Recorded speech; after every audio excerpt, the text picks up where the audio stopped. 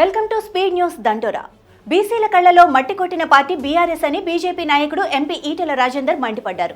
BRS హయాంలో బీసీల శాతం 23కు పడిపోయిందని, ఆ పార్టీకి ఓబీసీల గురించి మాట్లాడే నైతిక హక్కు లేదని ధ్వజమెత్తారు.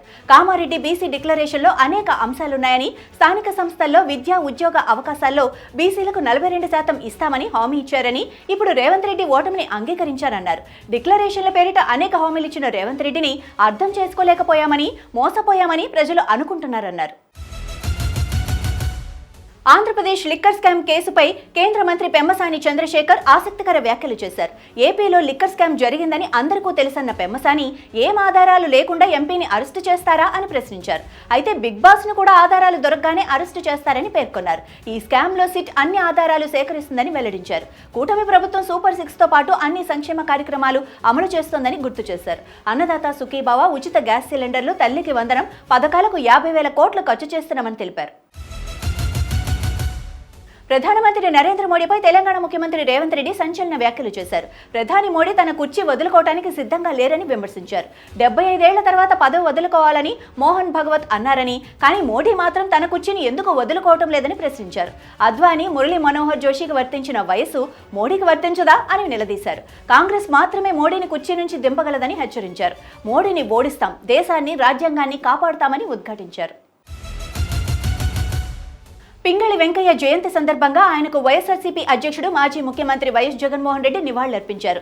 జాతీయ జెండా రూపకర్త, తెలుగు జాతి ముద్దుబిడ్డ పింగళి వెంకయ్య గారు నేడు ఆ మహానాయుడు జయంతి సందర్భంగా ఆయన భారతదేశానికి చేసిన సేవలను స్మరించుకుంటూ మనస్ఫూర్తిగా నివాళులర్పిస్తున్నానని వైఎస్ జగన్ ట్వీట్ చేశారు. బీహార్లో స్పెషల్ ఇంటెన్సివ్ రివిజన్ తర్వాత విడుదల చేసిన ముసాయిదా ఓటర్ల జాబితాలో తన పేరు లేదని, తాను ఎన్నికల్లో ఎలా పోటీ చేయాలని ఆర్జేడీ అగ్రనేత తేజస్వి యాదవ్ ప్రశ్నించడంపై కేంద్ర ఎన్నికల సంఘం స్పందించింది. ఓటర్ల జాబితాలో తన పేరు లేదని తేజస్వి యాదవ్ చేస్తున్న ఆరోపణలు పూర్తిగా అబద్ధమని, జాబితాలో ఆయన పేరు ఉందని తెలిపింది. ముసాయిదా ఓటర్ల జాబితాలో సీరియల్ నెంబర్ 416తో తేజస్వి యాదవ్ ఓటు ఉందని ఈసీ వెల్లడించింది. కాబట్టి ఓటర్ల జాబితాలో తన పేరు లేదని తేజస్వి యాదవ్ చేస్తున్న ప్రచారమంతా శుద్ధ అబద్ధమని పేర్కొంది. ఆధునిక భారతదేశం శత్రు దేశాలకు కాలభైరవుడు అవుతాడని ప్రధాని మోడీ అన్నారు. తన సొంత నియోజకవర్గం వారణాసిలో జరిగిన ఓ కార్యక్రమంలో ప్రధాని మోడీ మాట్లాడుతూ పాకిస్తాన్కు వార్నింగ్ ఇచ్చారు. భారతదేశ శత్రువులు భూగర్భంలో కూడా బ్రతికి ఉండరాదని అన్నారు. ఆపరేషన్ సింధూర్ సక్సెస్ గురించి ఆయన ప్రస్తావిస్తూ కాంగ్రెస్ పార్టీ వైఖరిని విమర్శించారు. ఆపరేషన్ సింధూర్ను తమాషా అని పేర్కొన్న కాంగ్రెస్ను తప్పుపట్టారు.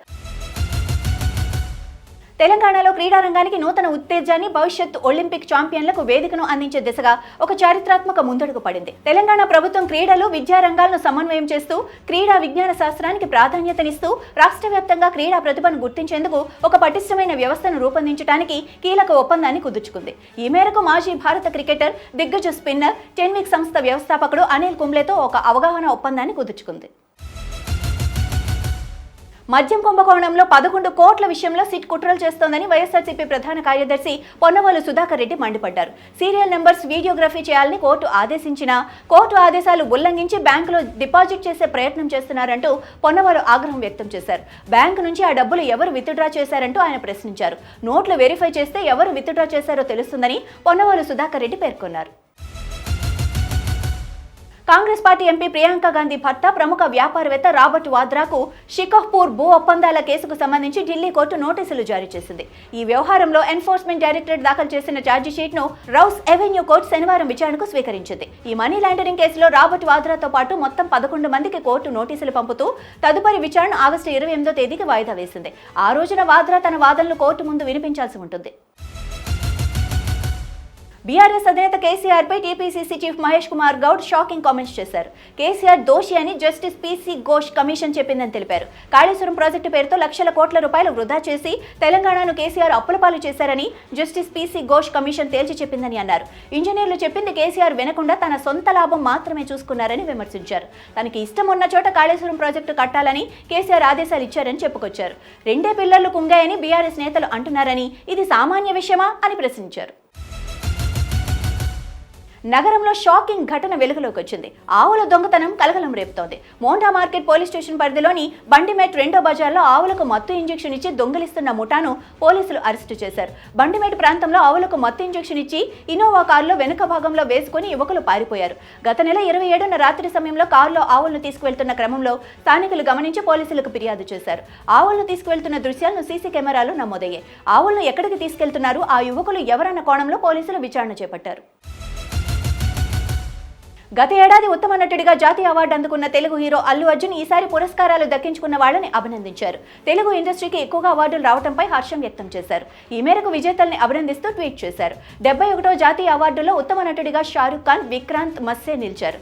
షారుఖ్ ని అభినందించిన బన్నీ 33 ఏళ్లుగా సినిమాలు చేస్తున్న మీరు ఈ పురస్కారానికి అర్హుడని రాసుకొచ్చారు. అలానే 12th ఫెయిల్ తన ఫేవరెట్ చిత్రాల్లో ఒకటని, ఇందులో హీరోగా చేసిన విక్రాంత్ మస్సేకి అవార్డు రావడం తనకు ఆనందంగా ఉందని బన్నీ చెప్పుకొచ్చారు. అలానే ఉత్తమ నటిగా నిలిచిన రాణి ముఖర్జీకి కూడా శుభాకాంక్షలు తెలిపారు. ఇవి ఇప్పటి వరకున్న స్పీడ్ న్యూస్ దండోరా. చూస్తూనే ఉండండి అభినవ్ భారత్.